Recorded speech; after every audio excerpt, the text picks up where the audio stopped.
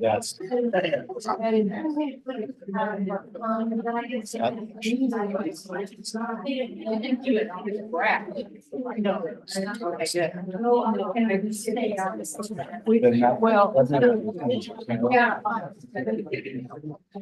that's what I'm. They make it too. That would be.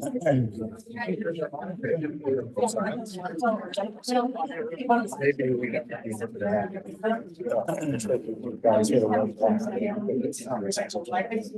Yeah, I think it's just gonna take some time. Yeah. I just want to go. And it's very then it makes a lot of sense.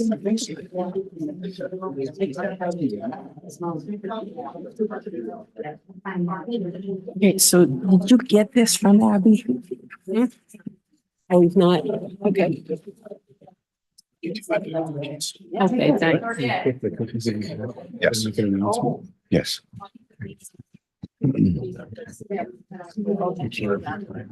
So Molly got this signed for you? Or It's Nancy's. oh, to you? Oh, the other Nancy. And a bunch of, Nice.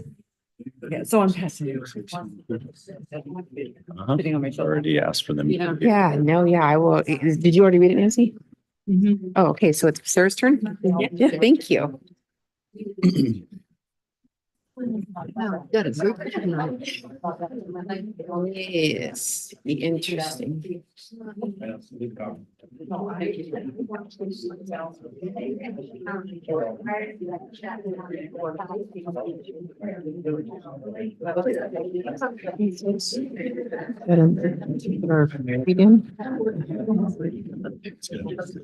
Okay. You do it six That's it. languages? No parking. Treats. Mm-hmm. Lady that's. Who's it asking?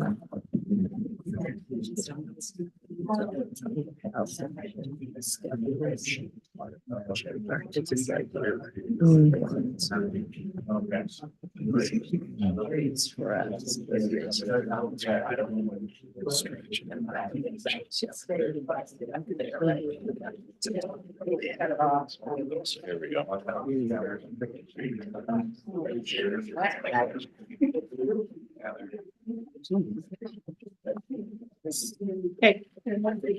Good evening. Welcome to the regular city council meeting for Monday, May 6, 2024, City of Ellensburg.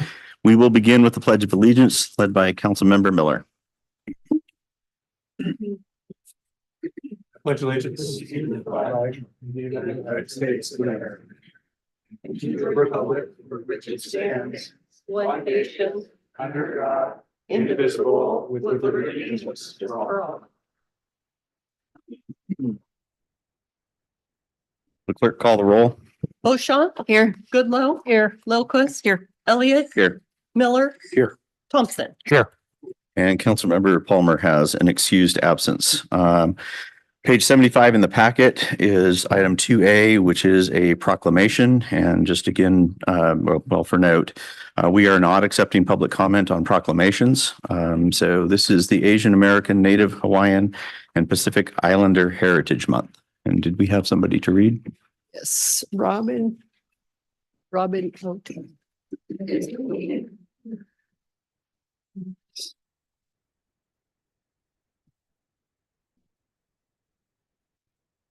Hi, everyone. I'm Robin Ota, and in August, I'll celebrate 25 years of living here in Ellensburg. My people are originally from Japan, but we're really Pacific Islanders since 1901. I'm going to read the City of Ellensburg proclamation. And it's like, this whole thing is one sentence. So I'm going to breathe in between, but it's a really long sentence. Whereas May is a celebration of Asian American / Native Hawaiian and Pacific Islander cultures, languages, and religions. and a recognition that these peoples, as individuals and groups, have enriched the United States culture and society and strengthened its global connection. And whereas these AA and HPI communities have contributed significantly to make our nation more vibrant through their diversity of cultures, languages, and religions.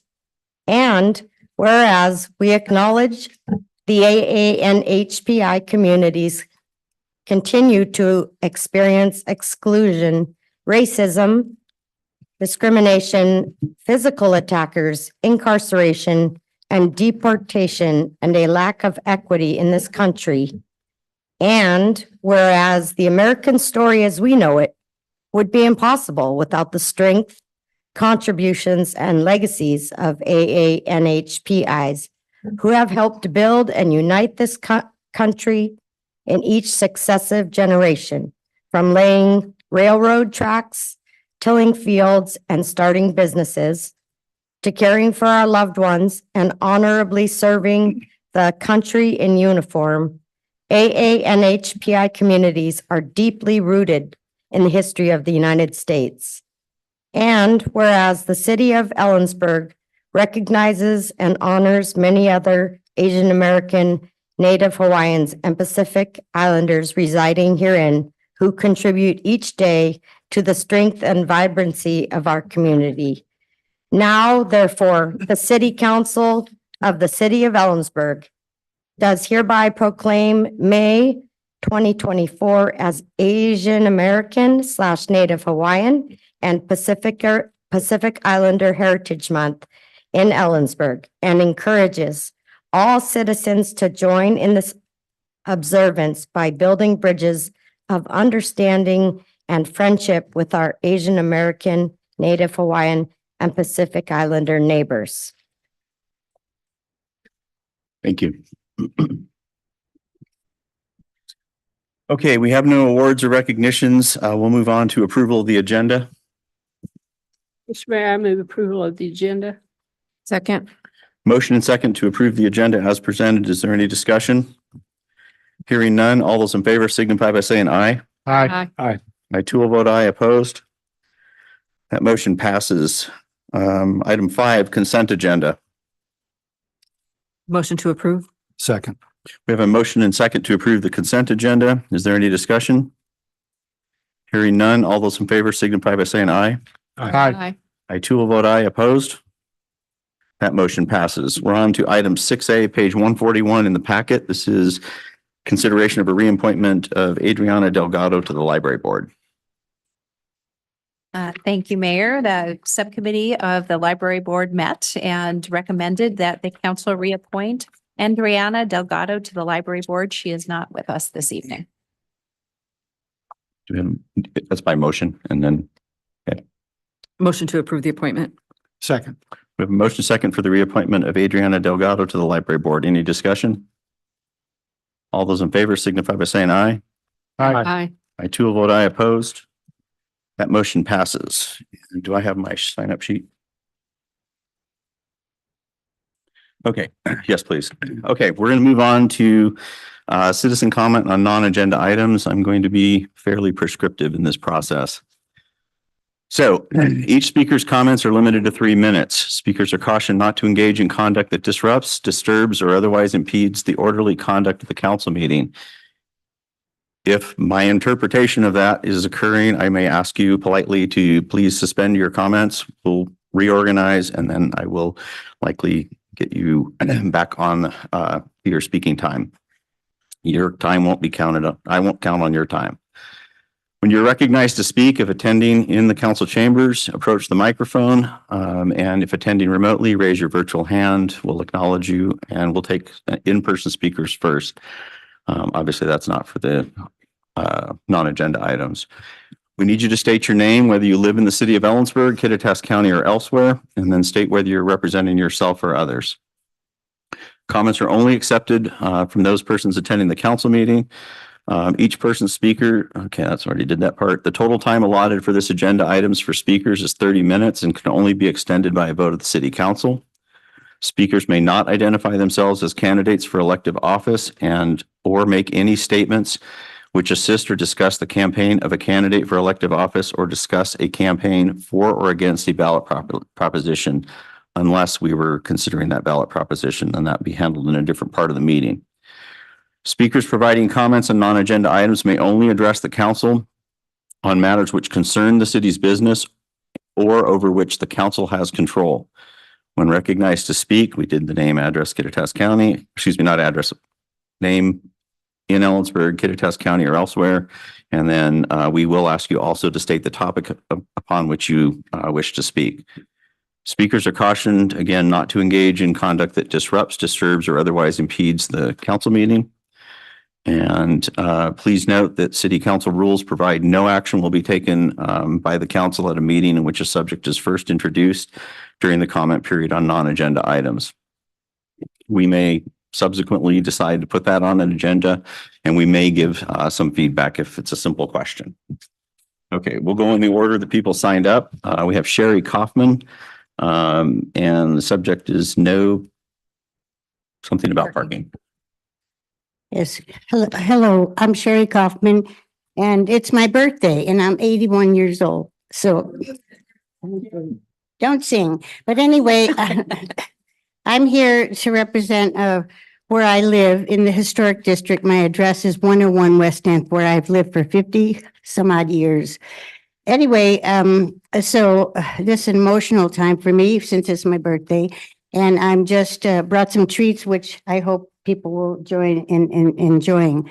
So this topic is that I'm asking the city for a variance for my median, which my median, since I've lived in Ellensburg over the years, I have a sprinkle system which is keeping the trees, mature trees and evergreens and flowering plants. So it's like a mini garden in front of my property. And the problem is that the sprinkling system is often stepped on and damaged by people who are getting out of the car on the passenger side.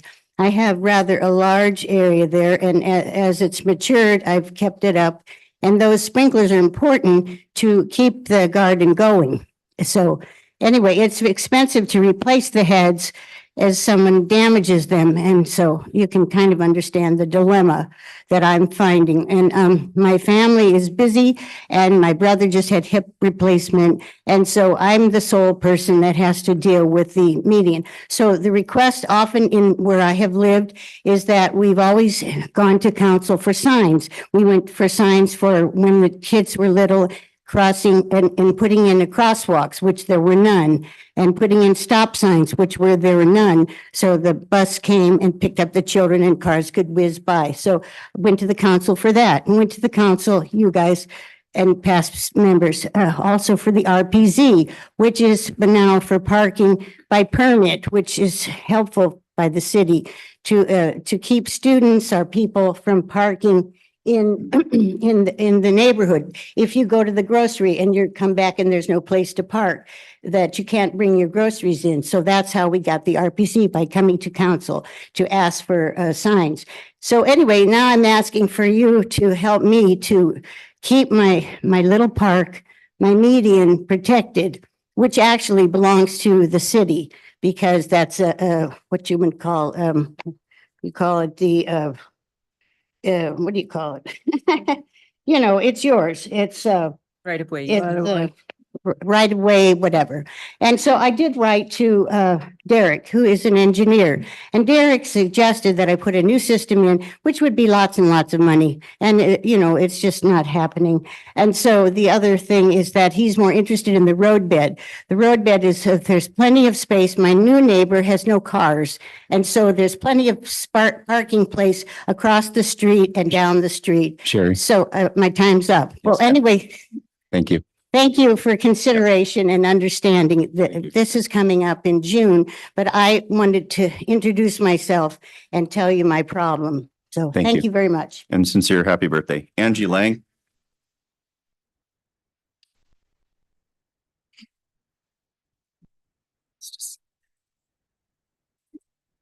Do you want me to wait? Rich? Go ahead. Oh, okay, okay. My name is Angie Lang. I'm a resident of Ellensburg, and I'm speaking for myself about the location of the homeless shelter. As you know, on May 22nd, there will be an open house regarding the homeless shelter with a presentation followed by Q&A session. The city website states that space will be limited, so remote attendance is available. I object. I believe the city of Ellensburg has a responsibility to our community to provide a large enough space for the public to attend in person. Telling us you welcome our input, but limiting the amount of people who can attend actually shows us the opposite is true. We, the Kittitas County residents, have a right to be there and participate in this project or process. The location of the homeless shelter affects every resident, local business, and the safety and welfare of the children and elderly in the surrounding area should be considered. If the law requires a shelter, then location is of the utmost importance. To vote for the shelter to be built in one of the most important locations in our community, the gateway into our town, would be a huge mistake. When you consider the services available in this one area, this does not make sense. The ramifications are too great a risk. Can we afford to gamble with our town's future? Let's talk about the other cities who have shelters in place. Moses Lake Shelter is built in the middle of nowhere. Outside of one fast food restaurant that is 3/4 of a mile away, every other restaurant, grocery store, nursing home, and school is more than a mile away. Walla Walla Shelter is located in a heavy industrial district. Wenatchee has 2 homeless shelters. They are located away from the critically important areas within their city as well. My question is simple. If Wenatchee, Moses Lake, and Walla Walla can build their shelters away from the critically important businesses while protecting their community, why can't Ellensburg? Let's review this, shall we? The Happy Feet Academy is 350 feet from the proposed location. Les Schwab, Teriyaki Walk, McDonald's, Los Cabos, Subway, Super One Foods, Celerity Credit Union, Bi-Mart, Briarwood Commons, Pacifica Senior Living Center, and a whole host of other businesses are within 1 mile radius of the 1200 South Ruby Street location, which is the favored spot of the city and county representatives. As our elected officials, you have a moral obligation to do what is right for our town, which is best for our town. Each one of you has taken an oath to represent this community. We are speaking to you now as the people who you serve. We certainly deserve a large enough venue with adequate seating, which includes parking for all who want to attend the open house. If by law a shelter is needed, choose a different location that will not harm the existing businesses nor its residents who live here. To have it in the corridor really does put those businesses in jeopardy. Thank you. Perfect timing. Mayor, Okay, Mayor, may I Yes. respond to that? yes. So I just want folks to know that we recognize that we had originally planned for this facility and we are working on finding a larger facility. So that is underway as we speak. Okay. Thank you. So, Mr. Archer, I'm going to have you come up, but I'm going to just talk a little bit about this.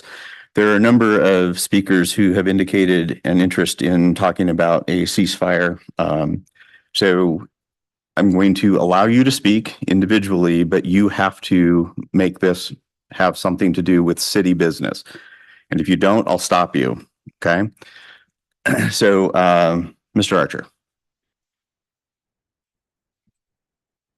Oh, sorry. Hey, my name's Alan. I live in Ellensburg. And I recognize that the city council cannot go to Israel and force them to stop bombing the children. But you can do something, and this is the cool thing. 5 other cities in Washington state have made a proclamation demanding a ceasefire in Gaza. So locally, you really can do something. You can make that proclamation. Port Townsend and several other cities have. It's not something that's undoable. You can do it. I know you can. Let's demand a ceasefire in Gaza. We are citizens of Ellensburg, yes, but we're citizens of the United States. And as we all know, the United States has been complicit in the genocide in Gaza. So as citizens Keep it focused on the city of citizens Ellensburg. of Ellensburg, the city council can make a proclamation that says ceasefire in Gaza. You can do it. It can be done. It's been done in 100 cities across America. Thank you. Okay, Landis.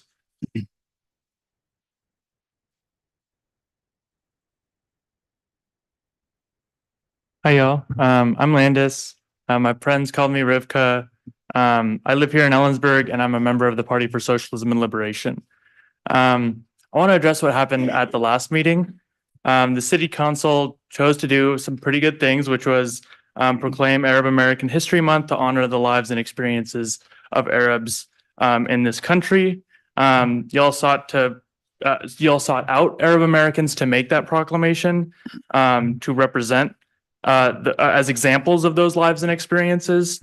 And y'all found a Palestinian Arab woman to give the proclamation, to announce to the city that Arab Americans are integral parts of our country and our democracy. All of these are very good things to do. Thank you for doing that. But actions speak louder than words. And when Layla was providing context for what Arab Americans are feeling right now in this country, you shut her down. You did not allow her to give the proclamation. I guess the part of the proclamation that states that Arab Americans strengthen our democracy is not true for you, Mr. Elliott. Rich, you said, and I quote, Layla, we're just going to have you read the proclamation before kicking her out of the meeting. I think that indicates that there was, she had been kicked out because she did not strictly adhere to the city council's proclamation as written, which I think that using marginalized people as personal loudspeakers is distasteful, to say the least. But additionally, you did not cut off the next proclamation speaker for National Historic Preservation Month after she proceeded to tell us about landmarks and about the Landmarks and Design Commission's award at the museum. So obviously there was something about the quality of Layla's speech that made you kick her out, and it was not so for the other speaker. I would like to know what quality it was about Layla's speech that made you kick her out. The city council needs to hear the facts that she stated. 40,000 Palestinians have been murdered by U.S. supplied munitions in Gaza. Stick to things that These are are things that Layla said on city council last week. You invited her to speak. things that are relevant to council business. I'm quoting what happened last week. I It understand is that. absolutely And relevant. I stopped the Rich. conversation because Okay. I'll clear the room if I have to. The U.S.-backed regime in Israel is imposing starvation on Palestinian Arab people. We don't She have said that we for don't the have city support. council to adhere to its own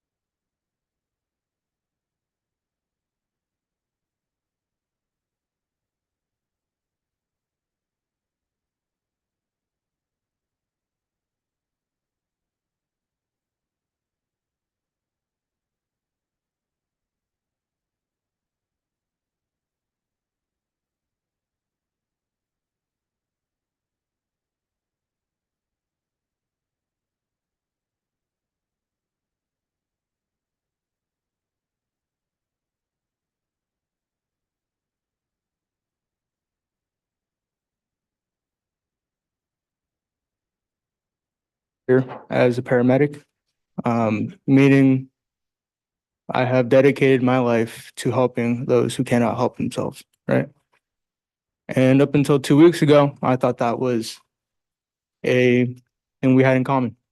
You kicked out Layla, who was just trying to do the same thing because she didn't agree with what you guys said, right? She was saying she was trying to do the right thing, as am I. As is what we're asking for you guys to do is what you can, which isn't much, but for you guys to declare a ceasefire, or not declare a ceasefire, but call for one, right? Yeah, that's it. That's all we want. We don't want to be here causing any disturbance. I know this is uncomfortable for you guys. Just make it easy, right? Thank you. Thank you. Aaron Sinclair.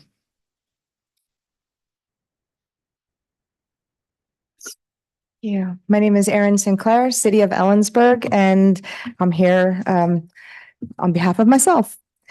So I'm here also to express my continued support that the city council find another location for the proposed homeless sleep center. I did make a trip this last weekend to Walla Walla and took the opportunity to look at their Walla Walla Sleep Center, Walla Walla Alliance for the Homeless. And actually, I thought that they did a pretty good job there. It is located in an industrial area right next to the penitentiary. It was clean, well-staffed and monitored, and they offered incentive. Actually, I should back up. I took the opportunity to go in and speak with someone who was on the site. They do offer an incentive program and classes to transition the homeless into their own places. I requested some information, which they put in the mail to me today, and so I do plan to pass that along for information to the council. And they also offered to have a representative present their program to the council, because it does seem like a pretty good one. In the conversation that I had with her, one of the things that stood out the most is she said, we understood that this program would be met with controversy in the community, and that we worked hard and we negotiated with the community and the city because it was important to us that we have community support. And she said that she feels they have the support of the community and a good working relationship with their law enforcement and fire department. So thank you. Thank you. Jaden.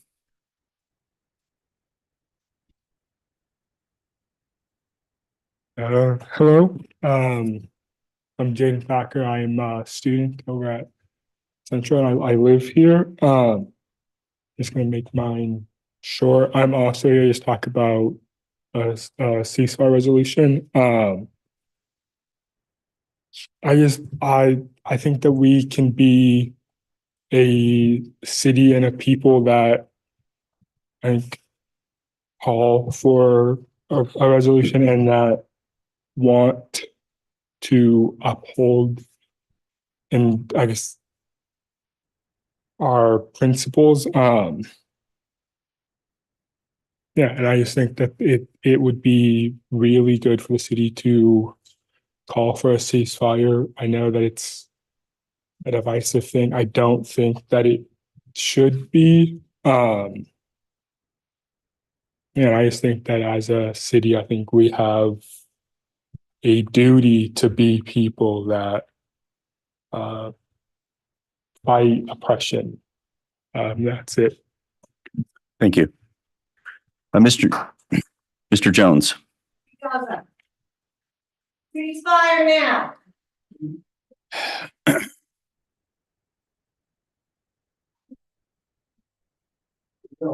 First name Howard, last name Jones, community resident, 601 North Sprague, your address current and present and accounted for. I have a comment on oversight and agenda item from City Council to request from the General Seal of the State of Washington on unfinished business for transcripts and accumulative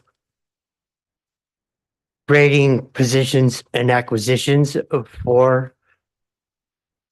wage at Central Washington University and qualifications and continued accredited as a member of the communion. Thank you. Okay, that's the end of the list of people who signed up. Is it? Yes, sir. Mr. Kelleher.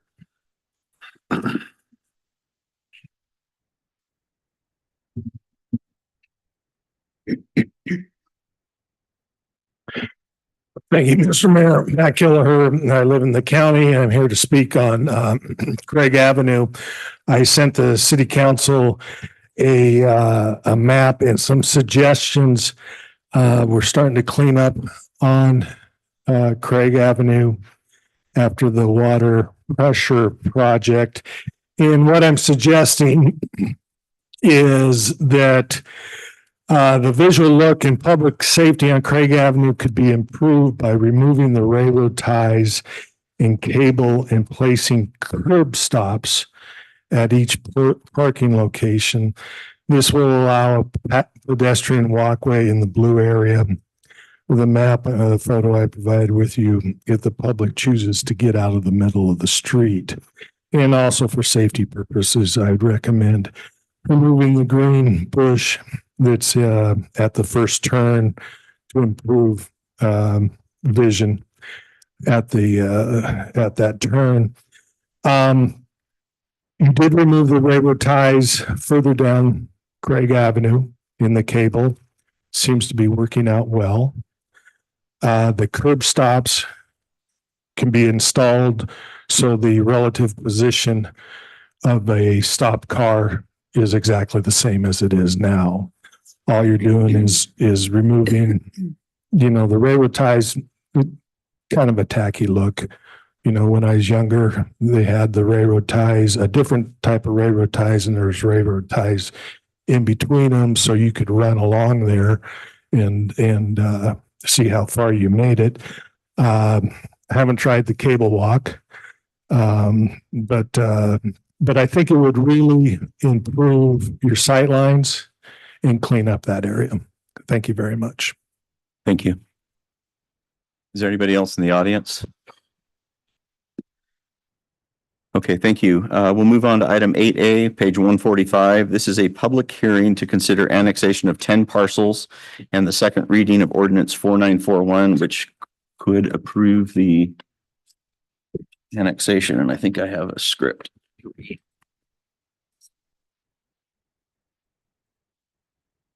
I do.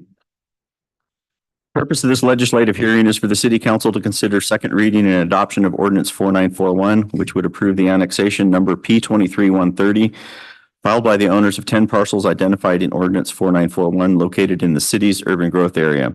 The public hearing is now open. I ask for your cooperation in the following procedure. Everyone will be given an opportunity to be heard. The city clerk will be making a recording of the proceedings. I will first recognize requests to testify from anyone attending this hearing in person, followed by any persons attending remotely via Zoom. If you wish to participate virtually via Zoom, raise your virtual hand on the Zoom meeting screen and press *9. If you're connected by phone only, wait until I have recognized your request and you have been unmuted. When you are invited to speak, begin by stating your name and address and indicate whether you're speaking for yourself individually or a spokesperson for a certain group or both. Speak slowly and clearly. Only one person will be allowed to speak at a time, and any questions of staff are to be directed through the council. Before we hear from the audience, is there a staff report to be presented? Yes, there is. Share my screen here. Good evening, council members, Mr. Mayor, Jeremy Johnson, Community Development. As you mentioned before you this evening is a public hearing to consider the second reading of ordinance 4941 to approve an annexation proposal for 10 parcels under the file number P23-130. The map of these parcels can be seen on your screen. These parcels are located along Dollar Way Road. On February 5th of this year, City Council heard the intention to annex proposal. And to avoid the creation of new unincorporated islands within the UGA, Community Development staff proposed the addition of the two parcels to the annexation request. Those are the two parcels on the far northwest of the outlined parcels in the teal color. At this meeting, council unanimously determined to accept the geographical boundary as proposed by staff, assigned a light industrial zoning designation to the 8 original parcels owned by Jeff and Valerie Calloway, and commercial highway to the remaining 2 parcels I just indicated on the northwest corner of the area. Those parcels are owned by Tom Luft and Kristen Gibson. And the council also required the applicants to require the proportional assumption of existing city indebtedness during that meeting. The Kittitas County Assessor determined the petition for annexation sufficient in regard to legal descriptions and corresponding owners of record on February 23rd. On March 14th, the City of Ellensburg Planning Commission heard the petition for annexation during a public hearing, and the Planning Commission recommended approval of the annexation request as presented by staff and as recommended at the original intent to annex hearing. On April 1st, City Council approved the annexation request, assigning the 8 Callaway parcels a zoning designation of light industrial and the remaining 2 parcels a zoning designation of commercial highway. The approval was immediately followed by the first reading of ordinance 4941. Community Development staff have followed the procedures outlined in Ellensburg City Code 15.220 and RCW 35A.14 as which prescribes the process for processing annexation applications. And staff is recommending approval of the annexation and recommends the second reading of ordinance 4941, annexing the 8 Callaway parcels with a zoning designation of light industrial and the 2 remaining parcels owned by Tom Left and Kristen Gibson with a zoning designation of commercial highway. Thank you. Do the applicants or applicant's representative have any testimony they would like to present at this time? Okay, the floor is open to testimony from the public. Each person will have an opportunity to address the council for initial period not to exceed 5 minutes. If more time is needed, it will be made available after everyone has had an opportunity to speak. Is there anybody in the public? In the audience? No, and there's nobody online? Does staff have anything to add? No, do not. And applicants or persons in the audience have any non-repetitive information or evidence? Council, do you have questions of staff, the applicants, or the public? Everybody's indicating no. Therefore, the public testimony portion of this hearing is now closed. Council may now begin its discussion and deliberation in this matter. Mr. Mayor, I move second reading and approval of ordinance 4941. Second. So we have a motion second, just for clarification, it's second reading and adoption of ordinance 494. 4941. What did I say? Approval. Approval. Oh, okay. Just getting my terms right.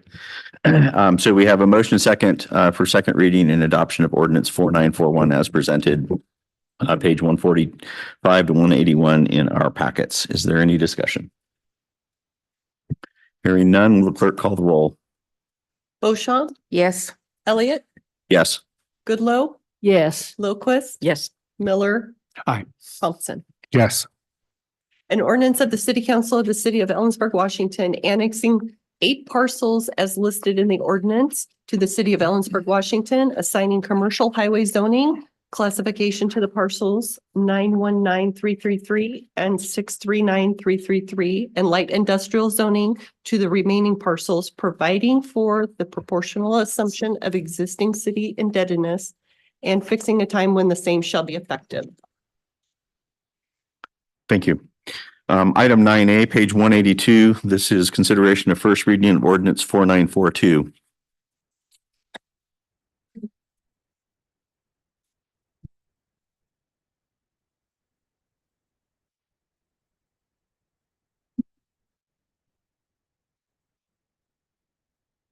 Good evening, council. My name is Paul Meyer. I'm with the City of Ellensburg Light Department. I'm here to discuss today the first reading of proposed ordinance 4942, which modifies 2 sections of the city code. First, by repealing section 9.30.100, paragraph B, electric rates, and amending section 9.91.100, paragraph P, primary service city-owned transformer rate E204. So to start off with section 9.30.100, the electrical rates, this particular paragraph is a paragraph that is written that effectively allows rate customers who are on a specific rate to remain on that rate if the city proposes some changes to the rate that would push them into a different rate class.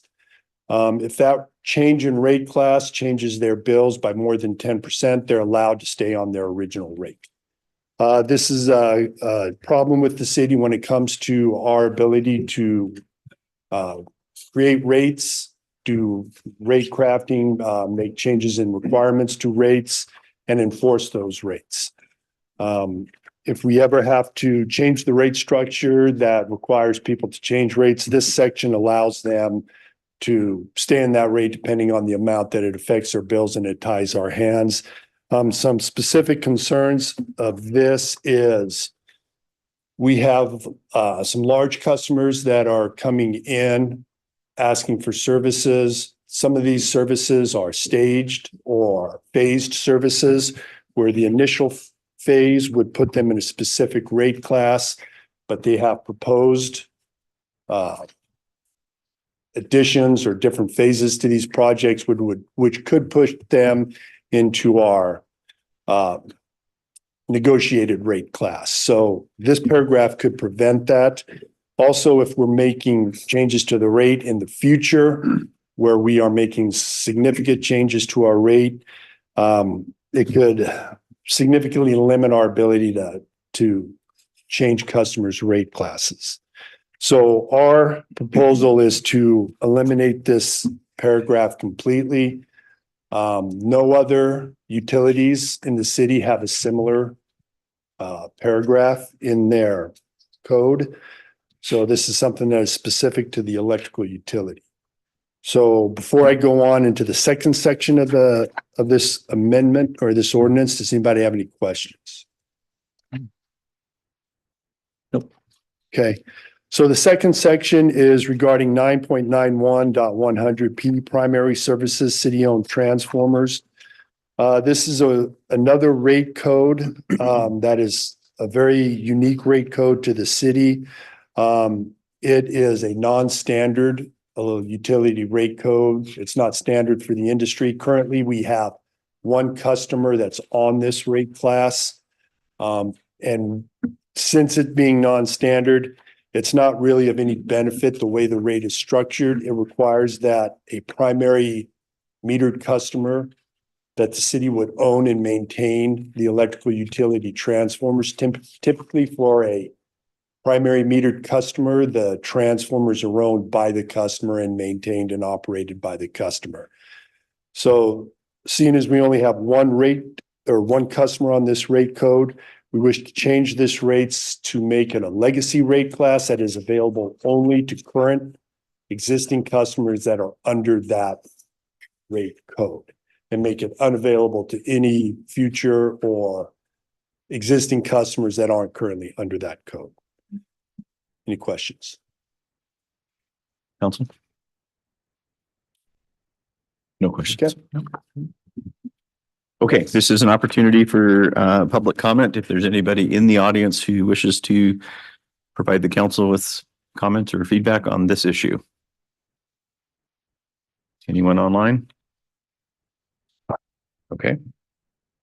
Council, no other questions? You'd use a motion.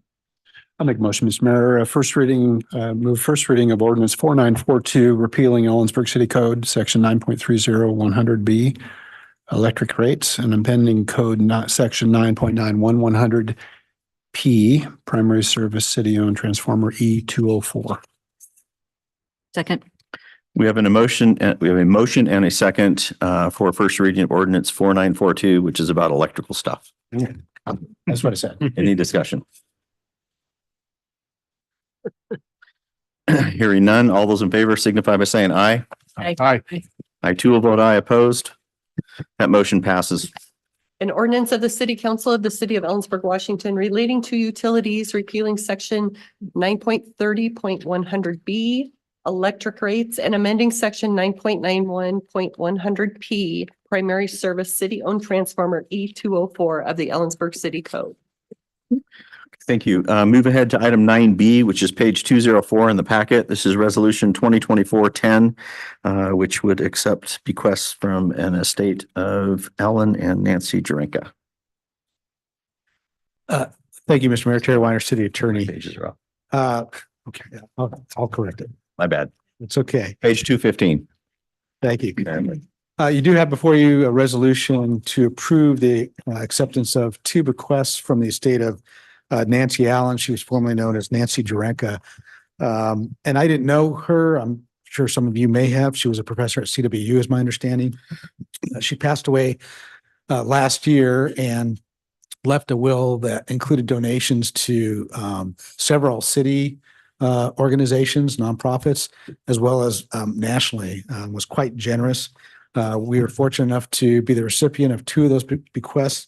One was to the animal shelter and the other is to the library for their children's programming. Each of those are in excess of $30,000. So the total is over $61,000. So they're very generous bequests because both the amount and the restricted nature of the bequests, they're to be used for this specified causes in her will, which would obviously be the library and the animal shelter. They do have to receive council approval per Ellensburg City Code 2.04.120. The resolution that's been prepared for your consideration includes the fact that those are both restricted requests. And we've checked with the finance department, and the language in the resolution will ensure that they are used only for those purposes specified in Ms. Allen's will. So with that, I can answer any questions, but we're requesting council approve the resolution as presented. Council. Actually, this is an opportunity for public comment too, if anybody would like to comment. A member of the audience says they think it's great. I just want to catch it on the microphone. Council, do we have a motion? I'll move approval of resolution 2024-10, accepting the bequests to the Ellensburg Library and the Ellensburg Animal Shelter. Thank you. Thank you, Nancy. We have a motion and second, and I misread the name. Sorry. This is from the estate of Nancy Allen and or FKA Nancy Jarenka. Sorry. Okay. Sorry about that. Is there any discussion? Hearing none, all those in favor signify by saying aye. Aye. I too will vote aye. Opposed. That motion passes. Item 9C. This is a proposed resolution 2024-11, which would amend city council rules and procedures, which includes public comment and potentially the order in which we deal with things in a council meeting. This is page 217 in the amended agenda. Thank you, Mr. Mayor, Council. Terry Weiner again, City Attorney. The council rules are periodically updated and amended. You last did so in December of last year. And at that time, you decided to limit public comment on non-agenda items only to those persons attending council here in the chambers. In other words, eliminating the public comment opportunity on non-agenda items for those attending remotely via Zoom. You'll probably recall that the basis for those changes was a request from council following a couple of incidents where people online were spewing racist and anti-Semitic remarks. And the intent was to try and get some control over the public comment section via Zoom. Since we're not able to confirm identities online, we don't have the ability to necessarily know where they're calling from or where they're, where they're based or their identities if they choose to use fake names. Following that meeting, at your January 6th meeting, council decided that they wanted to revisit that decision to eliminate that online public comment, but wanted to wait to do so until a vacancy on council has been filled, which obviously has been done at this point. And so I was requested to look at what the options were following that about public comment on proclamations and other items, whether every item in essence in the council agenda required public comment, only certain ones did. So as I've summarized in the report, the law in Oregon on the Open Public Meetings Act does not require, first of all, it doesn't require to allow public comment at all. And I'm not advocating that. There's a tradition and a history in Ellensburg that public comment is encouraged and invited during city council meetings, but on non-agenda items, it's not required. For the rest of the agenda, where public comment is allowed, it's still not required to provide that opportunity to comment remotely, unless, as you can see, there is a request from someone who will have difficulty attending the meeting because of, quote, disability, limited mobility, or any other reason that makes physical attendance at the meeting difficult. And if that request is made, then council is required to provide the same access to someone online to comment as they do to people here in the chambers. So the public comment section of the Open Public Meetings Act requires that you do have to allow public comment where any final action is taken.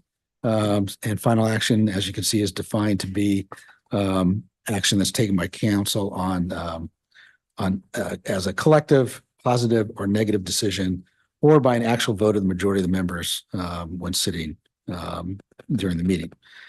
And then lastly, as I have attached a copy of the MRC article. MRC is the Municipal Research Services Council, which provides research to cities and counties around the state. The title of the article is called "When Hate Comes to Town," and addressing racist and anti-Semitic public comments at meetings. You may recall this article was published by MRC the week before the first incident of Zoom bombing we had here. So it was unfortunately, I guess, timely for us. The gist of that article is that it's of course difficult to deal with these comments, but that the city, as distasteful as hate speech may be, and it is, it cannot be prohibited if it otherwise meets the other rules requirements for the council. In conjunction with bringing this matter forward, the DEI Commission was also asked to look at how to respond to these types of events. And you have their memorandum in front of you. I don't know if Councilmember Goodloe wants to speak to that now or wait until I'm finished. I'm happy to take a break here if you prefer to do it that way. I'm sorry, I was underlining a sentence and I didn't hear everything. I just want, I know you were participating in the drafting of the memo that's attached, and I was just offering, if you want to speak to that now or wait until I'm done, I'm fine with either. I can wait till you're finished. Okay, thank you. So taking all that together, and somewhat unusual, I've prepared two versions of the resolution to amend the city council rules of procedure, basically not knowing which direction council might want to take tonight.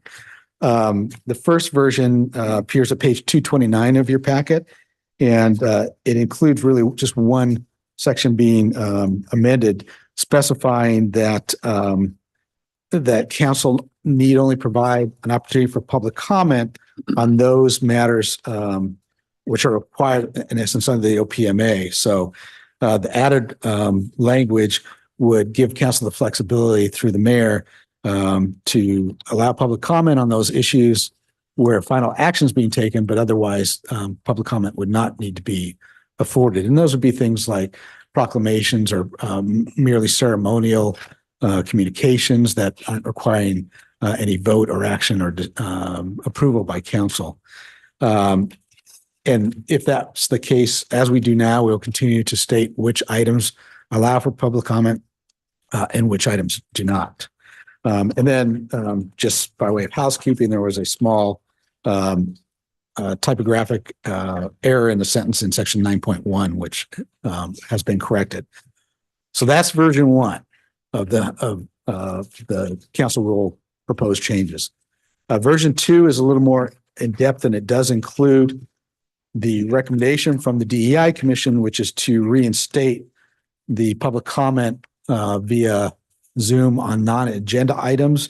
So that was what was deleted back in December. So in essence, it would be repealing that portion of that rule change and allowing again people to comment virtually on non-agenda items.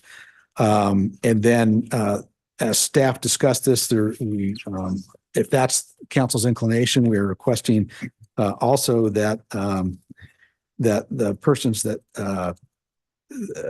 would be required to register for the council meeting on Zoom at least 24 hours beforehand, and we would have to provide a form when they registered stating what they intend to comment on the subject matter and a brief discussion of what they're going to state.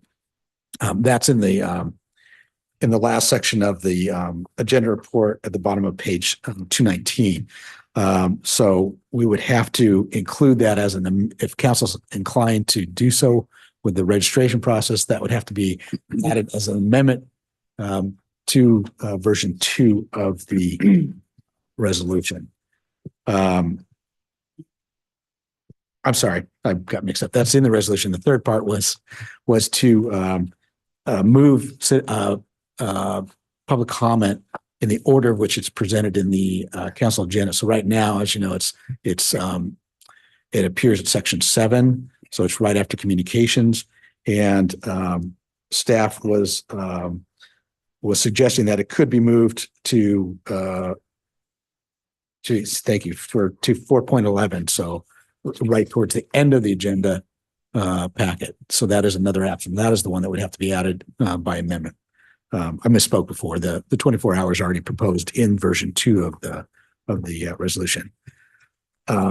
So those are the changes that are being proposed, and pending Councilmember Goodlow's discussion of the DEI recommendations, I'll be happy to answer any questions. So questions first for the city attorney, and then we're going to go to public comment.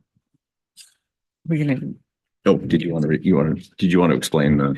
I was just going to briefly go through the recommendations Okay. and make a comment or two. So I guess, so let's do your presentation as part of the presentation for what we're considering here. Let's hold off on advocacy for any specific change, any specific action to be taken. So I want to hear from the public first, and then we'll talk amongst ourselves and advocate. Okay. So some of the recommendations are that advocacy piece that you want me to not come. So let's do that after we hear from the public. Okay. So DEI Commission recommended, is consistent with the recommendation in the matter before us, that we reinstate the virtual public comments as a matter of equity and being able to provide a way for anybody who can't come to our meetings to speak. The commission feels strongly that there are tools that we can use to control the hate comments that happen. But everyone should have a right to say what they want to say, and within the limits of the council rules. So that was one of the recommendations. Second recommendation was for the mayor and the staff to have a process in place to identify the comments and quickly address the comments that don't pertain to city business or that appear to be a hate comment or hate speech. I think we have moved a great deal, made great improvements since the first incident of the Zoom bombing, and I have to commend the mayor on the way he's handled the meetings since he was appointed. The third recommendation is for the mayor to have a prepared statement that can be read after the hate comments are dealt with, that affirms the community and affirms the values of the community and condemns the hate speech that has been heard. Is that as far as I need to go? I mean, there's two more. Your judgment. My intent is to sort of hear from the public about public comment before we get too ingrained into advocating for any specific changes or positions. Okay, then I'll stop there. Okay. So we're going to open up for public comment. This is available to online as well as in person. Again, just remember the rules, introduce yourself, you know who you're speaking for, and there's a 3-minute limit, and we will handle in-person comments first, or people in attendance first. So there's no sign-up sheet, so if you raise your hand. Okay. Is there anybody online? There's Oh, I'm sorry. Yes, ma'am. Yeah, and the reason we have you guys speak at the lectern, and I know this kind of goes into the whole concept of this is intimidating, and apparently we're intimidating to some extent, and I get that. The reason we do this is because we are broadcasting the meetings, and we need everybody to be able to hear everything. Yes, ma'am. Okay, I'm Sherry Kaufman, same person that was here before. And so I think you did a very good job handling the students and their interpretations of what they see as the war, et cetera, et cetera. So I think you did a really good job in allowing them to make their comments, and I just commend you for what you've been doing. And as far as hate speech, it happens just like murders, and unusually things happen once in a while, but it's an intense environment in our country right now, even with climate. So I think that you've done a good job in handling what I have visually seen and heard here.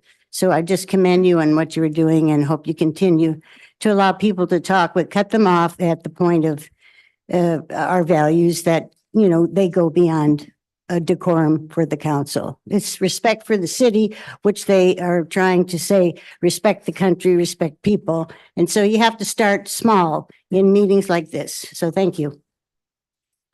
Thank you. Is there anybody else? And we don't have anybody online, so that was a short interruption. Nancy, if you want to finish off. Yes.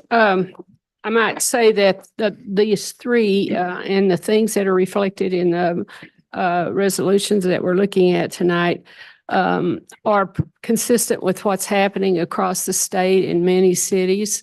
Almost every city in the state is having to deal with this. And so tasking the mayor with the ability to intervene and use his or her judgment about that is quite common. Most cities continue to have virtual public comments. There are some cities that don't have that, and they're not going to bring it back. And the notion of the prepared statement is kind of a best practice recommendation that comes from the Association of Washington Cities, which is our state professional organization. And there are many cities who have already done this. And so I feel good that we're consistent with what I hear in our discussions across the state and how other cities are handling these issues. And I would just say to the comment that you just made, yes, hate speech does occur. But there are ways that we can work as a city to help remediate some of the damage that can do to the affected populations. The other two recommendations that came from the commission, or the DEI commission, are things for the council to consider. One is to have a DEI member as part of the city's rapid response team that prepares public statements to the community after the events occur. And there's some suggestions about specific kinds of content that could be added to the statement to help members of the community that have been impacted feel a little bit better about the city and our position with whatever the incident was. The second recommendation is to consider having some kind of a process or way to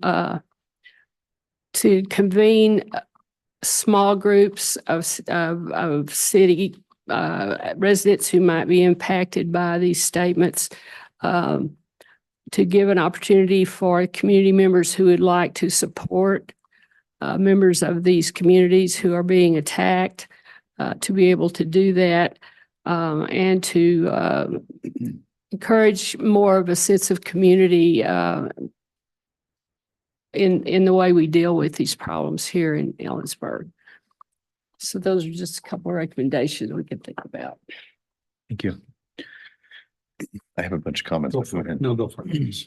So I guess I've been thinking a lot about this over the last 6 months, and you know, we're a municipal corporation, and yes, we represent, you know, the community, and yes, we do want people to feel like they have an opportunity to talk to things that are occurring in the city and things that we can do, that we could do something about.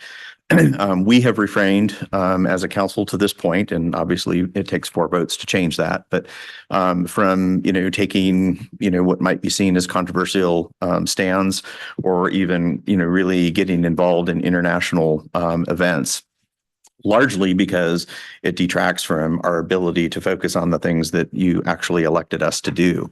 And I look at the implications, of having a wide open forum, and I'm going to tell you that there is, some evidence that what we experienced was not local, was not in the state. It was a national movement.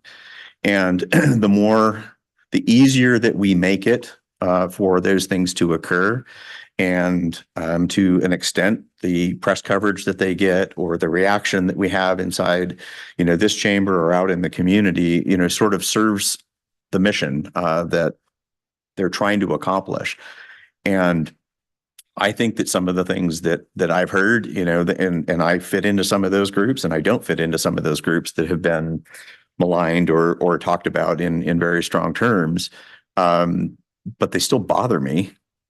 And I question the implications of allowing or making hate speech, which is 100% protected, but it doesn't have to be protected in the same way in a local forum like that. This is a limited public forum. This is not open, and people are free to do whatever they want on social media. You're free to do whatever you want in the public, and there are many different avenues, and the public has, not universal access to us, because if you approach me with my grandkids, I'm not talking to you.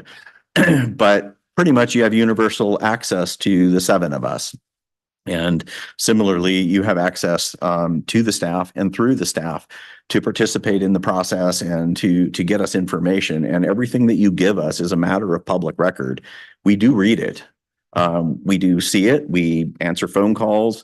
In some cases, we respond, although we're careful about how we respond because we don't want to create a public meeting, because 4 of us can't do anything together without it being noticed. And so I get where you're coming from, and I think that the restrictions that are in place on online commentary have made it more difficult. And that has created an improvement in the atmosphere in this room. And I look at, the controls that we put in, to some extent, they may further the end of the group that's trying to create this. But I also want this to be a place where people don't have to come here and, be subject to things. I can craft a hate message and stay inside the city rules, but it takes some effort, and I want to make it difficult. So that's a personal bias. I'll obviously accept, whatever 4 people vote for, but I'm in favor of making this difficult, not impossible, because the law doesn't allow us to do that. And I get that people get to have different opinions, but I want the meetings here to be focused on how do we make our community a better place? How, what is your opinion of the job that we're doing? Landis, is not happy with, the way I did things. That's fair game. What's not fair game is to bring in things that don't have anything to do, that don't fit inside our rules. And I've been trying to sort of navigate those rules.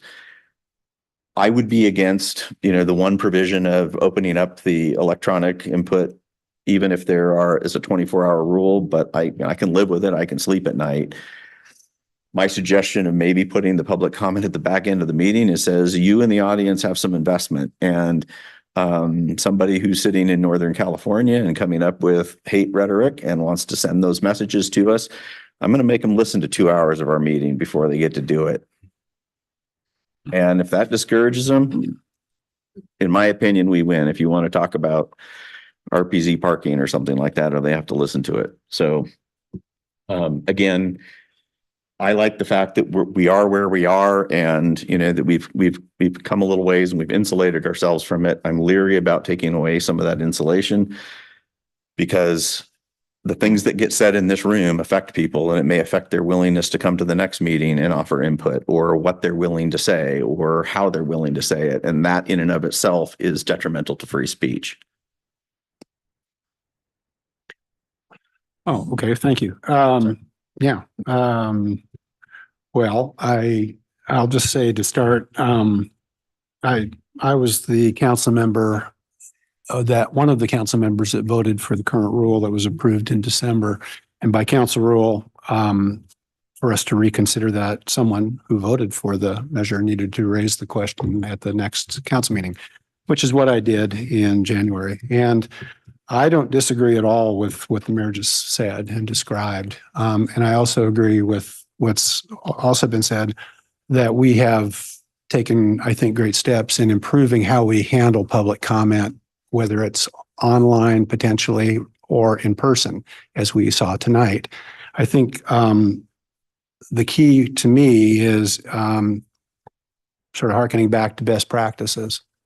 And I think as uncomfortable and as distasteful as it is, restrictions on free speech are not, by and large, in keeping with best practices, except within the context of a limited public forum, which are the rules that we are trying to apply.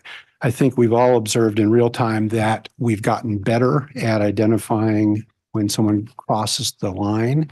And it isn't the content, as vile as it might be. It isn't how bad can it be before it's enough. It's, is it part of the limited public forum topic?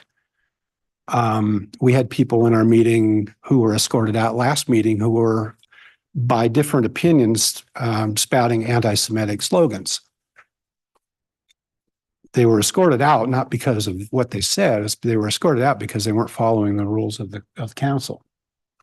It's ugly and it's distasteful, but I'm leaning toward, I feel confident that we have the ability to control that. I think it really comes down to having a quick trigger finger when it comes to the online or online communication. I don't want to sit here and listen. If it's been determined by the mayor that someone's broken the rules, I don't want to have to sit here and listen for 90 seconds of that. 15 seconds should be more than enough. And I know that's still not great. We have to hear it. Everyone in the audience has to hear it. But I think it's the best we can do, frankly, while protecting all the rights that exist. They can go outside and say exactly the same thing as the mayor just mentioned. They're not breaking any rules. That is First Amendment. So I think we're within a very narrow definition of what's permitted in a limited public forum. So I would support opening the online comments back, as challenging as that'll be. Yeah. So it was my first meeting up here that we had, I know, right? That we had a Zoom bombing that was so bad that we had people crying in the hallway. I mean, real pain. I was feeling it. I don't want to hear any of that. I want to make sure we have a public forum that's not being abused. And to me, I think that's kind of where the line for me is we want to make it as open as we can, but the trade-off to me in allowing their organized bullies, that's what a Zoom bombing is. I don't think a 24-hour clock in a forum is going to change an organized group out of state that can just sign up in advance and still hijack a meeting. And it takes 10 seconds to allow somebody to start spewing hate speech that's so vitriolic that it hits all of us. And I mean, my gut on this really is keep the non-agenda items closed online. Anything that needs to be discussed already has a place in the agenda. I'm just afraid that if we open it back up, we're going to be within a couple of meetings of facing the same thing again. And I don't know that just reading a statement would have made anybody in the hallway that was crying feel better at the moment. It would have come from an excellent place. And I agree with it 100%, but it wouldn't have taken away pain that had already been inflicted. And so for me, I think as a city, we have to protect our citizens. We have to protect ourselves. We do have to protect free speech, but I think the manner in which we've gone about it lately does that. I think Rich is doing a fantastic job dealing with protesters in here. They know what they're coming in here to do. We all do. We all see it before the meeting, but they're given their First Amendment chance to speak. And when they break the rules, that's what the rules are for. So I say keep it as it is, keep it closed, because I think so much of it is already open enough that discussion isn't being stifled. We're just protecting our citizens. So I agree with the mayor on making it difficult. And I would support version 2 of the recommendation that has been proposed, including the 24-hour registration and the moving public comments to the end of the meetings. I hear what you're saying, Councilmember Thompson, and it tugs at my heart as well. But I believe having an opportunity for the people who live in this community who want to be involved and can't, except for the virtual option, is an important thing for us to continue to allow. One part of the city attorney's report that caught my eye was that anyone who is disabled, limited mobility, or for any other reason that makes physical attendance at a meeting difficult is afforded the opportunity to contact the city, and they would be able to join us online for comments on non-agenda items. So if in fact someone can't, because of certain restrictions by state law, we have to allow them to do that. So I'm not sure where I'm at on this. It's hard. I mean, everyone is right. But just as a, if the only reason is for those folks who can't come, they can be accommodated if they contact staff. So if that's the only reason to open it back up, I'm not sure that's good enough, because it's there already for those folks. Sure. So can we have an option 3? Like, could just kind of combine a couple of those? Because I'm with the not opening the online back up for the public, but I do believe that we should move the public comment also to the end of the meeting. So it's kind of a combination of the two, just doing part of the second one by moving. But I don't think that we should open up the online. I'm not in favor of that. So I think we still have some conversation, but I'm going to reopen and set back up to public comment, because you've kind of heard some options. And does anybody in the audience wish to speak? Yes, ma'am. Angie Lang, Ellensburg resident. I agree with all of you. It's a complicated issue. So if you put the non-agenda item comment at the end of for everybody, you're talking about for us being here. Okay, so you'll have to be in a room with everybody that's here for that, right? Mm-hmm. And I know sometimes there's times that you are so happy when we're gone halfway through. So take that under consideration. I mean, I think that we're more than happy to sit here. So, I mean, it's very interesting. So anyway, it's a difficult situation, and we have really watched the struggle that you guys face. It's awful. It is very, it's awful. So good luck on making this, whatever you're going to make. Thank you. Thank you. Yes, ma'am.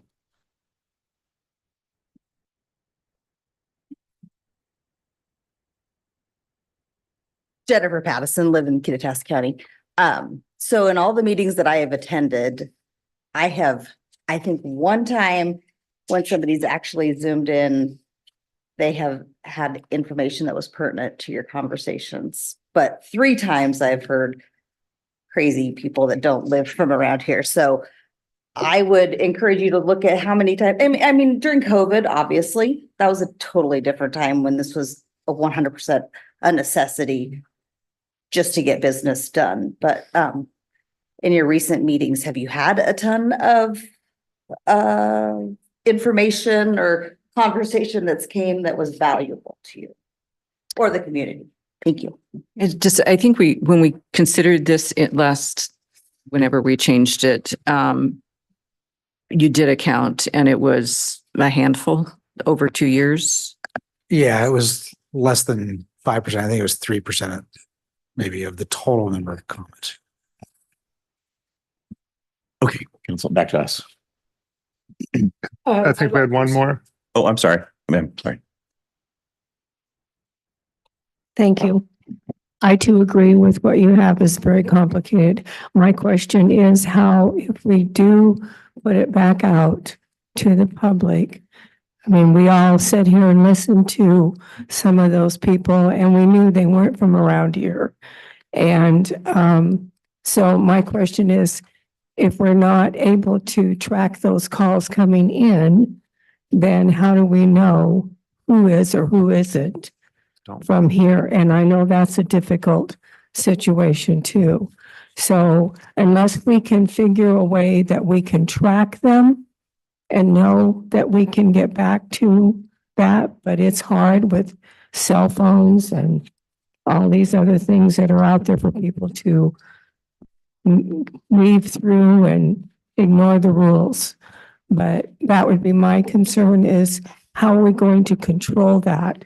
I'm all for not listening to all of these people acting like a fool. So again, thank you for listening and taking the time. Thank you.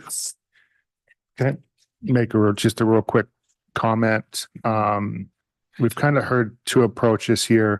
One is allow online comments, but put it all the way at the back, or not allow online comments. And I think we would be punishing the citizens that show up here in good faith to make a public comment in person if we put them at the back because of bad actors up on the Zoom. And so I don't think it's, I guess I don't want to hurt people in attendance, because that's where we get great comments, great feedback. And I think it would be punishing our citizens locally if we just put them at the back of the agenda when we're just trying to protect them from the vitriolic garbage that none of us want anyways coming through here. We volunteered for the punishment. Yeah, I was just going to add to the point just made, and to the other point, an option 4 might be to split the citizen comment on that agenda and do the in-person in normal order and the reserve space at the end for anyone that wants to participate online. Okay. That may be known, but I still think if we were to go that way, we would want to have that, at least have a basic mechanism for, the 24-hour registration. The only other thing I was going to say is this is like we're I don't know, it's a slippery slope or an icy slope, or we're hanging on by our fingertips, because what we're talking about right now is as was mentioned, this is becoming a thing, right, all over the country. Everyone knows it, but what I'm reading is that the next generation of this is AI, and how we're going to separate AI generated hate speech from human hate speech, which is at some point, who cares? But on the other, how do you manage it? We have no clue on that right now. We haven't even gone there. So we're not done with this. No matter what we do, this is not going to go away, I suspect. So just saying.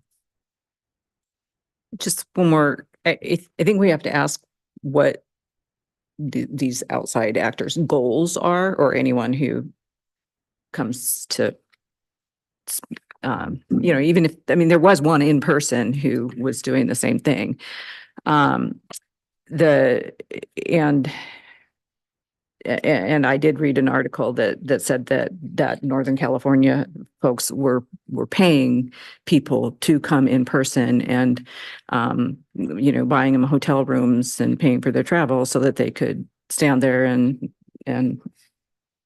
after we shut down the Zoom. So we're going to get it anyway. It seems like what they want is the shock and the publicity and the attention, and they want to disrupt democracy. They want us to shut down access to the city council. So that makes me want to vote for version 2. But I am comfortable that our local community has lots of options to access us as council members. They can call me, email all of us together. They, catch me in the grocery store.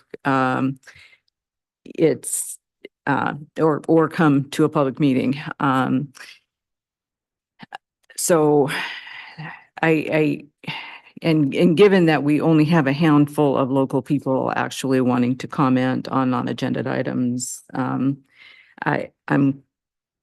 pretty comfortable with version 1 as well. So, but I think we have to recognize that our response is we did what they were looking for. I wonder if, we're all in agreement on a ton of stuff, but we're also, I think, talking from different points of view. We've got version 1, version 2, even a version 3 and a proposed version 4, just in trying to work the problem, which is great. It's the discussion that needed to be happening. And we had also kicked this down the road until we had our newest council member here, who unfortunately isn't here to weigh in. So I wonder, given the discussion and the fact that we're missing the additional person that we were waiting for, if it's worth it to move this to next meeting when Delano can be here, we can all think on it and hopefully come to, I really do think there's a middle ground where we're all going to be very satisfied where we land. But I think it's going to be just down to little details. So that would be, I don't know if that needs to be a motion to move it to next meeting. And I'm getting pointed at from the power center over there. Good. In response to Councilmember Thompson's suggestion, I guess from my perspective, if you were to adopt version 1 tonight, that doesn't foreclose putting forth at the next meeting or a future meeting what you have in version 2. And the reason for that is to get some control over the rest of the agenda when public comment is allowed, because that's all version 1 addresses. Version 2 is to add in the other elements about bringing back virtual public comment on non-agenda items. And I know that means potentially amending the rules twice within a few months, but there's no prohibition on that. And I think, in terms of getting some clear rules for public comment, that's a good first step. So that would be staff suggestion. So I guess I'm just going to ask a follow-up question because there's 3 or 4 different suggestions out here and the way they're packaged might not necessarily. So if we go down that route of either approving something to sort of solidify the rules so everybody knows what the rules are and then work to amend those rules, can we have it as individual options rather than a package? Yes. Yes. Okay. I just wanted to speak to the draft statement that's here, and I agree with the DEI Commission's recommendation to have a prepared statement to read in case of, I think we agree we're going to get some hate speech again, and if they package it pretty well, it will have to do with city business, and we'll have to listen to it. So I think having a statement is important, and I like what I'm reading. I would like it to include a statement that this council values free speech and respects free speech as well. So I don't know if we have to adopt this statement or just say, every mayor can make his own statement. Yeah, structurally, I mean, everything's in there. I'm just not sure that it is contextual, and I would prefer to have the freedom to use that as talking points. Sure, absolutely. That may be exactly the right thing to say, but that also, some of it might not fit every single time. but having, making a statement was something I missed on the first two go rounds of the Zoom bombings, to have something concrete to respond with. You got to step on the landmine. And we just sat there and watched. Lost my legs. So, what would be the upside to approving version 1 as opposed to tabling the conversation to a future meeting? So I'm just going to break it down. Version 1, as a reminder, just clarifies that public comment is only required on the OPMA required essentials. And so it clarifies that we're not allowing public comment on proclamations, for instance. And so there's a technicality right now in the rules that would clear up. So that's version 1. And if I want to clarify, version 2 includes that. And then it also includes the language to bring the Zoom comment on non-agenda items back with the 24-hour notice. If council wanted to change the order of business, I would say that's 3, and that would have to be amended to either version of the resolution separately. And so those are kind of your 3 discussion items on the table, essentially. So I was just going back and reading through 7.2A1 and just to refresh my memory. So that specifically deals with agenda items. So this conversation we're having about citizen comment on non-agenda is not affected by that. And I think as Correct. manager and attorney mentioned, it's whether we stop there or we continue. And I completely agree with Councilmember Thompson's comment about having the full council weigh in on decisions that are significant where change is in effect, but I don't see this item 1 being a departure either way. It's just solidifying rules that I don't think anyone would disagree with. So I'm okay with that. So you want a motion? Yes. Oh, do you want to make the motion? No. Okay, I'll take a shot at making a motion here. So I want to make sure it's clear that this is not the close of the discussion. I just want to focus on version 1. We'll just put it right on the agenda back. Okay. Yeah, that's on the discretion of the mayor to. We'll just put it right back on the agenda. Okay, so the motion I would make is that council approve the version 1, which is rule 7.2A1 specifically. Resolution 2024-11. 2024-11, yeah, that's correct. Second. We have a motion and second to approve resolution 2024-11, which is in the version 1 in the packet. Is there any discussion? Hearing none, all those in favor signify by saying aye. Aye. I too will vote aye. Opposed? That motion passes. And I'd like to go ahead and, do we have any excused absences in the next meeting or a really full agenda? Not that I'm aware of. Guess what's on the agenda next time?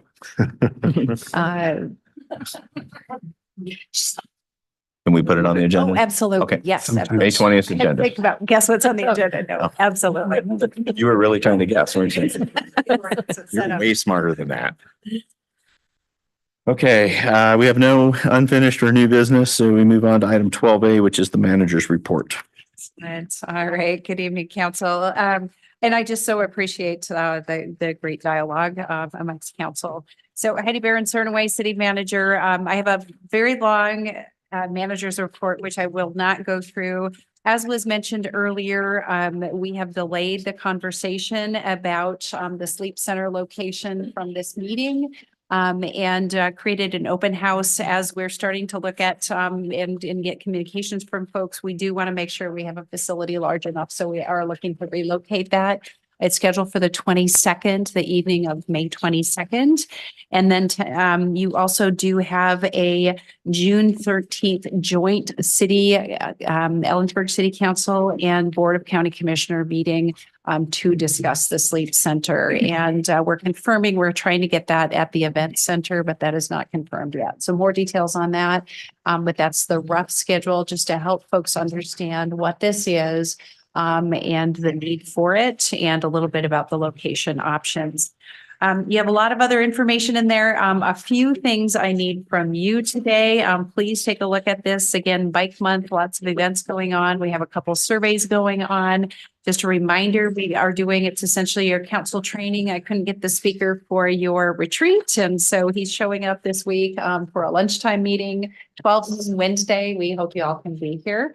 And it should be enjoyable and pretty brief. And hope you get something out of it. I have a few requests for you. I emailed out, we received notice that the HERE grant, and the HERE stands for home electrification and appliance rebates. We received notice that the city will have a grant of over $4 million. And because that is such a large amount, we'd like council approval to accept that grant. This essentially is providing rebates and incentives for heat pumps, heat pump water heaters, induction stoves, heat pump clothes dryers, electric service upgrades for new high efficiency equipment for low income households. And so this is the first amount of the CCA dollars coming back to our community, and we'll work really hard to get those out. And so I would like a support from council to move forward with the acceptance of that. Council. I move to accept the money. Second. We have a motion and second to accept the HERE grant funding. Is there any discussion? I was just going to ask on the targeted audience, meaning the low-income residents. I imagine that the demand is going to outstrip the money, but in the event that it doesn't, is there any, I assume the money's restricted in the sense that they can't be used outside that income class. Is that right? That is And if correct. that happens, it goes back to Olympia? That is correct. Okay. So we're going to work very hard. And again, these are rebates, and sometimes it's hard to make that big investment. And a lot of low income folks, some may not be owners. And so we'll work through a lot of details. And is there a deadline? How long a period of performance does this? There is, and I don't have the 4 details. years or something? I think like it's that? even shorter than Okay, that. okay, So, thank you. All those So- in favor? Oh, I'm sorry. Yep. All those in favor? Aye. Aye. I two will vote aye opposed. Thank you very much. And we will bring back more information because that is a big program and want you all to know about it because you can help tell the story as well as our audience too. So just a reminder, we are reinstating this month our utility late fees. They've been on pause for a few months as we move into our new system. And so we're working through some of the challenges with that. But, folks, just a reminder, pay your utility bills. If you need some support, please contact our customer service. And then another issue we're trying to schedule a coffee with council actually at the farmer's market. It's the same day as Bike Month. And so looking for 2 council members to participate, and that's Saturday, May 18th from 9 to 11. And I know the mayor is booked. And so if you want to check your schedule and get back, Cindy, or get back to Cindy in our office and to see it again, just a morning shift, 9 to 11 on that Saturday. So I will be there, but I'm not sure, but I'll be there for Bike Month. You're going to be riding your bike? No, I have to be at the Habitat for Humanity thing at 11. So it's too tight, but I can fill in if And if we if there's can't only one. get someone, it's not mandatory. If we can't get someone, we'll find another option to do during the month of May. You said May 18th? Yes. Doesn't show anything, so I may be more available than I think I am. Okay. And that is the Habitat, isn't that the? Stuart Oh, it's the Meadows? Habitat. Never mind. That's at 11. So, I mean, if we I had on my calendar too. cut it, I mean, it takes you 15 minutes to get up there. If it was till 10:45. We could do that. So did I say Rich and David? I will be there for the part of it that I can be. Perfect. Then I gotta go to the Habitat. All right. We'll find somebody else. I can take a look at my If schedule. you're going to the Habitat thing, you can make My a morning, speech. my early morning schedules. Excellent. And finally, the gentleman who had proposed the alleyways of Ellensburg, I had circled back with him and said, thank you, but no, thank you. And that we had other priorities. And he was, wanted to make sure you all knew that he was willing to do all the footwork, for this program. And so, if council had a change of heart about, having someone help with that, it's not free of resources for the city perspective too. But if you have, let me know, please. Thank you. All right. And that's all I have for this evening. Okay. We're going guys first. I'll make it easy. No report. Gosh. Nothing specific other than I wanted to say that the offsite on Saturday that we had together, I thought that went extremely well. Thank you, Heidi, for driving that. It was fun because you got to engage in a whole series of conversations that you just aren't going to necessarily have coming in and out of city council chambers. And it was just interesting and fun. And there by the end of it, when we're all just fully engaged in the moment, talking about the things we want for Ellensburg, to me, it was just a really great moment of all of us coming together with some shared visions. And so I just want to say thanks to everybody that was there. I would echo that. There was a really awkward rotation thing that failed. I'll never live that down. She was just making sure we were awake. That's a Lucas. So for this Thursday, May 9th is 4 speakers talking about their bike adventures. So, you know, someone who rode across the United States and someone who just rode from like Portland to Santa Fe or just across Washington and on the Volusia Cascades. So some fun adventures. And then May 18th at the farmer's market, there will be free helmets for youth. There's reconditioned bicycles for youth and free bike bells and lights while they last. And I just wanted to address the request for a resolution or proclamation for ceasefire, I guess. The purpose of our Heritage Month proclamations is to celebrate our local folks who are from varying heritages. And I just have no interest in weighing on international politics. It's way above my pay grade. I have opinions, but they might be wrong. And because I don't have all the information. And I agree that it just distracts us from, potholes and parks and parking that is the meat and potatoes of what we do as a city council. So I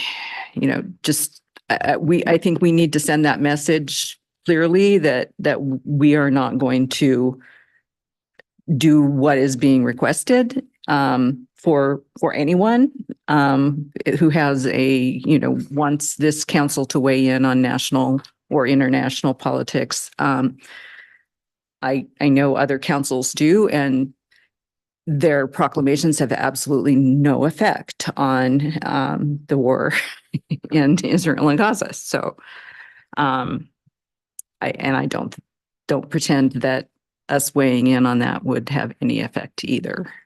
So anyway, that's all I have.